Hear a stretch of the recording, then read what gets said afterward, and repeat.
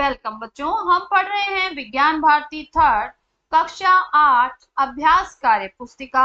ये हमारी latest session बच्चों 2025 और 26 की बुक है। यहाँ पर कई क्वेश्चंस जोड़े गए हैं और कई चैप्टर्स भी जोड़े गए हैं। तो मेरे साथ जुड़े रहिए और पढ़ते रहिए, आगे बढ़ते रहिए। चलिए पढ़ते हैं।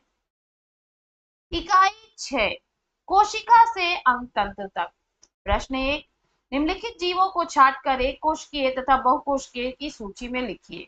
अमीबा, बकरी, पैरामीशियम, जीवाणु, मनुष्य, बरगद, नीम व बत्तर। तो बच्चों इसमें से एक कोशिकीय जीव हैं अमीबा, पैरामीशियम और जीवाणु। बहुकोशिकीय जीव हैं बकरी, मनुष्य, बरगद, नीम व बंदर। नेक्स्ट क्वेश्चन हमसे कह रहा है निम्नलिखित को सही क्रम में व्यवस्थित कीजिए। तो सबसे पहले क्या आती है बच्चों? कोशिका। कोशिका से बनता है ऊतक, ऊतकों से बनता है अंग, अंगों से बनता है अंग तंत्र और कई अंग तंत्रों के मिलने से बनता है हमारा शरीर। नेक्स्ट कह रहा है कि जीवों में सभी कोशिकाओं की आकृति एक जैसी नहीं होती। चित्र में दी गई कोशिकाओं की आकृति बॉक्स में लिखिए। यहाँ पर अमीबा दिया हुआ है तो इसकी आकृति कैसी होती है? अनियमित आकृति। ये कैसी आकृति है? गोलाकार। और ये कैसी आकृति है? तरकु रूपी आकृति इसको हम बोलते हैं। नेक्स्ट, स्तंभ आ तथा स्तंभ ब को सुमेलित कीजिए। माइटोकॉन्ड्रिया, तो माइटोकॉन्ड्रिया क्या करता है? ऊर्जा उत्पन्न करता है। केंद्रक, केंद्रक क्या करता है? कोशिका के समस्त कार्यों पर नियंत्रण करता है। राइबोसोम, राइबोसोम प्रोटीन संश्लेषण में सहायक होता है। रिक्तिका जल एवं खनिज लवणों का संचय करती है। हरित लवक, हरित लवक प्रकाश संश्लेषण में काम आता है बच्चों। नेक्स्ट, विभाजन क्षमता के आधार पर पादप ऊतकों को दो भागों में बांटा गया है। उनके नाम दिए गए गोले में लिखिए।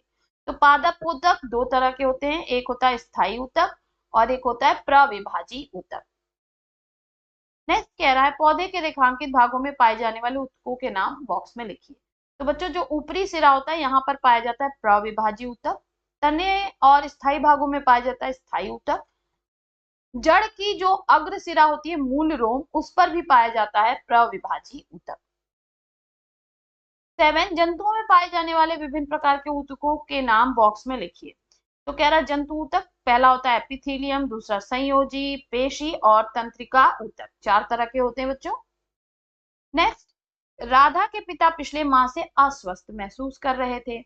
डॉक्टर के पास इलाज के लिए गए तो डॉक्टर ने उन्हें खाने के लिए कुछ दवाइयां दी। चीनी, चावल तथा मिठाइयां खाने से मना कर दिया। राधा के पिता को निम्नलिखित में से होने वाला रोग है। तो बच्चों चूंकि चीनी, चावल और मिठाई खाने से मना किया तो उन्हें क्या हुआ होगा? डायबिटीज हुआ होगा, जिसे हिंदी में हम कहते हैं मधुमेह। तो हम यहाँ पे लगाएंगे मधुमेह पर।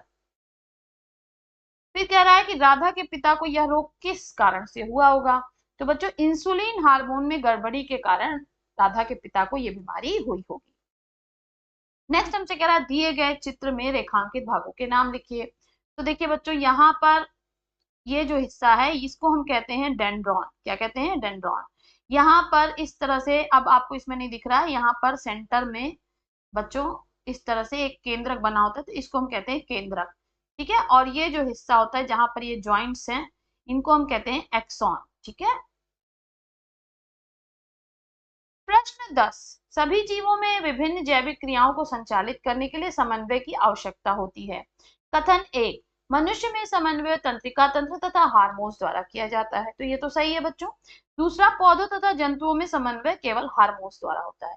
बिल्कुल सही है। तो दोनों कथन हमारे जो हैं वो सही हैं बच्चों। तो गा पे टिक लगाएंगे। यहाँ पर बच्चों हमारा ये पार्ट समाप्त होता है। फिर मिलेंगे नेक्स्ट पार्ट में। तब तक के लिए पढ़ते रहिए, आगे बढ़ते रहिए। बाय बाय बच्चों।